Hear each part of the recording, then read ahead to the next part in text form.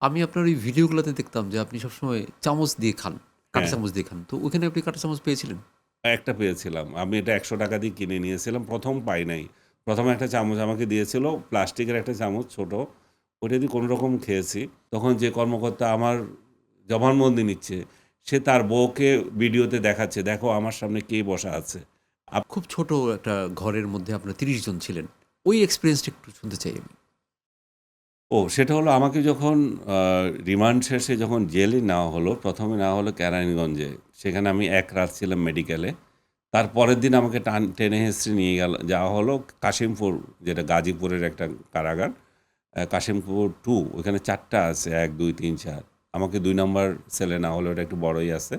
Sell না, ওটা মানে জেলখানায়। তো ২ নাম্বার জেলখানায় আমাকে ১ম যেদিন নেওয়া হলো, এটা তো আমদানিতে নেওয়া হয়। আমদানিতে কি জঘন্য, এগুলো কি বর্ণনা দেওয়া যায় না। প্রায় শতাধিক লোক ছিল একটা রুমে।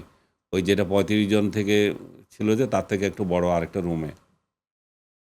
সেখান থেকে আমাকে বলা হলো যে আপনাকে, আমাকে আদালত ডিভিশন দিয়েছিল, কিন্তু তখন তারা ডিভিশন দিচ্ছে না। বলছে আমরা এখনই ডিভিশন দিতে পারছি না। এটার জন্য আবার ডিসির অনুমোদন লাগবে, হেন-তেন এই সমস্তগুলো। ঠিক আছে, আমি তো আর এখানে প্রতিবাদ করতে পারি না কিছু।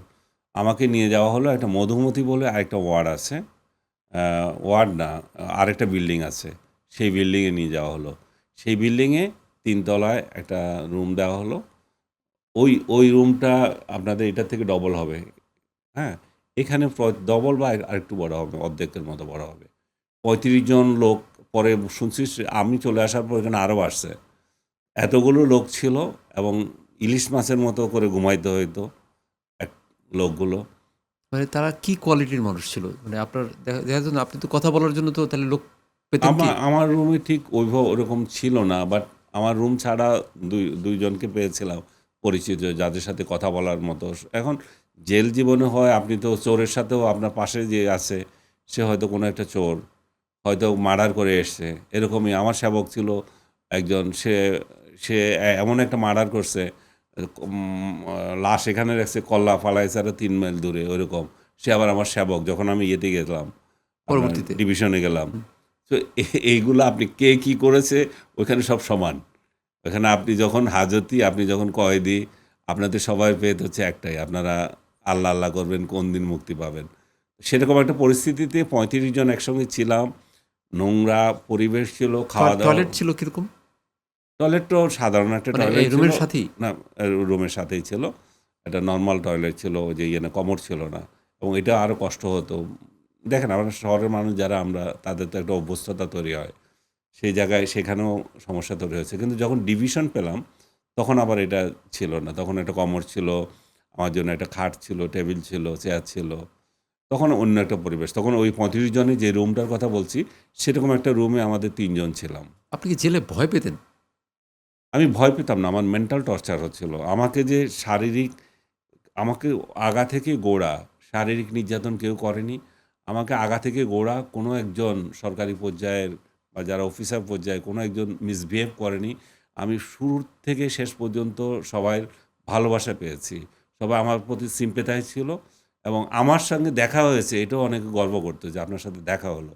এবং আমাকে যে ইন্টারোগেশনে ছিলাম আমি, তখন যে কর্মকর্তা আমার জবানবন্দি নিচ্ছে, সে তার বউকে ভিডিওতে দেখাচ্ছে, "দেখো আমার সামনে কে বসা আছে।" আপনি আপনি এখন ইন্টারভিউ নিচ্ছেন, আপনার বউকে দেখাচ্ছেন, "দেখো তুমি, কে ইন্টারভিউ নিচ্ছি আমি কার।" এই জাতীয়। সো ভালোবাসা আমার সর্বস্তরের মানুষের পেয়েছি এবং সে ভালোবাসা নিয়েই বের হয়েছি। কিন্তু তারা যে পজিশনে ছিল, এখন জেলারা আমাকে ভালোবাসে, তাই বলে তো আমাকে একদিন বলতে পারে না যে, "ভাই একদিন বেরিয়ে আসেন।" এটা তো সৌদি আরব বা অন্যান্য স্টাইলে না। সৌদি আরবে কিন্তু মৃত্যুদণ্ডপ্রাপ্ত আসামি যদি আপনি থেকে থাকেন ২ দিন ছুটি, আপনি ২ দিন ঘুরে এসে আবার আসবেন। তো বাংলাদেশ তো সেরকম কিছু করে নাই যে, ইভেন আমার যে বিল্ডিং, সে বিল্ডিংয়ের বাইরে যেতে পারি নাই। আমি সারাক্ষণ শুধুমাত্র ইয়েতে যেতাম, গেটে যেতাম। এটা নিয়ে অনেকে হাসাহাসি করত। গেটে যেতাম আমি শুধু মানুষ দেখার জন্য। যে এইখানে তো এই লোকগুলোর সাথেই আছি, এগুলোর সাথে আর কত গল্প করব। মানুষ দেখতাম কে যাচ্ছে, কে আসছে। এই মানুষ দেখার যে আকুতি, এটা আমার আগে কখনো হয়নি। মানুষের সমুদ্র থেকে আমরা আসলে এটা বুঝছি না যে, আপনার মানুষ দেখাও যে আপনার জন্য কতটা ইয়ে। আপনি মনে করেন আপনি এটা কি চিন্তা করেন যে একটা কোনো দ্বীপে আটকে গেছেন। ওই দ্বীপে কেউ নাই, আপনার সাথে যোগাযোগ মাধ্যম নাই, কিছুই নাই। 7 দিনে 1 দিন আপনি ফোন করতে পারছেন 10 মিনিট। সপ্তাহে প্রতিদিন 3টা পত্রিকা যায়, 4টা পত্রিকা যায়, আবর্জনা মার্কা পত্রিকাগুলো, যেগুলো পছন্দের পত্রিকা আপনাকে ওগুলো দেবে না। প্রথম আলো, ডেইলি স্টার নাই মনে করেন। আপনি যেটাতে অভ্যস্ত পড়ার জন্য এগুলো নাই। আছে আমার দেশ, ফামার দেশ, এই জাতীয় জঘন্য পত্রিকা এগুলা। তো এগুলো পড়ার জন্য আপনার কোনো রুচি হয় না। বাট তারপরেও দেখলেন কি লিখছে। তারপরে আপনার অন্য কোনো মিডিয়াম নাই যে দেশের মধ্যে কি হচ্ছে জানার জন্য। বিটিভি একটা আছে, এর চেয়ে জঘন্য টেলিভিশন তো আর কিছু হতে পারে না। এটা না দেখলে কেউ বিশ্বাস করবে না। এটা দেখতে বাধ্য হয়েছে বলে দেখেছি। কিছুই নাই। আর একটা মজার কোশ্চেন, এই কোশ্চেনটা মজার।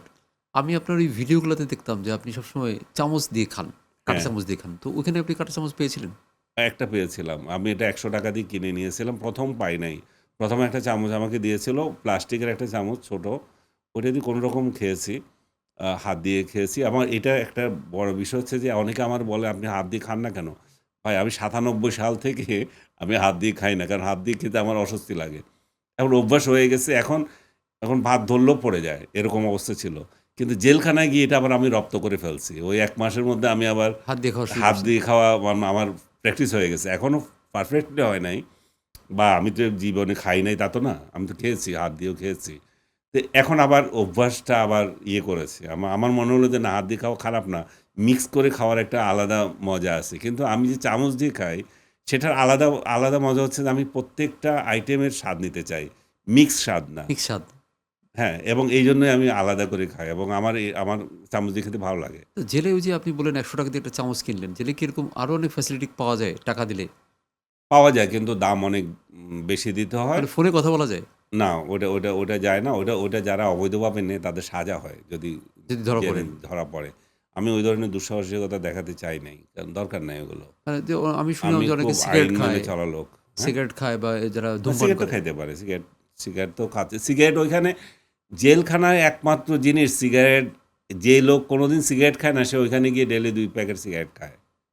কারণ তার টেনশন, এবং জেলখানায় ঘুষ হচ্ছে সিগারেট। একজনকে আরেকজনের ঘুষ দেবে সেটা হচ্ছে সিগারেট। এবং ঘুষ হচ্ছে যে ওইখানে কতগুলো স্লিপ আছে। ৳১০, ৳২০ আপনি এটা কিনতে পারেন। ওগুলা ৳১০০, ৳২০০ আপনি দিলেন, ওরে দিলেন ঘুষ। কাগজের কিন্তু ওগুলা। ওই পিসি থেকে আপনাকে অ ইয়ে করা হয়। ওগুলা দেওয়া হয় আরকি। আচ্ছা, আচ্ছা, তো আপনি ওগুলো বিলি করতে পারেন এবং নগদ যেটা দেওয়ার ওইটা হচ্ছে সিগারেট। আচ্ছা। ওইটা হচ্ছে এভাবে আরকি লেনদেন হয় আরকি। লেনদেন হয়। তো সবাই সিগারেটখোর হয়ে যায় ওখানে। জেল জীবনের মজার জিনিস শুনলাম। কিছু একদম মজা এবং এটা দুঃসহ অবশ্যই, দুঃসহ স্মৃতি।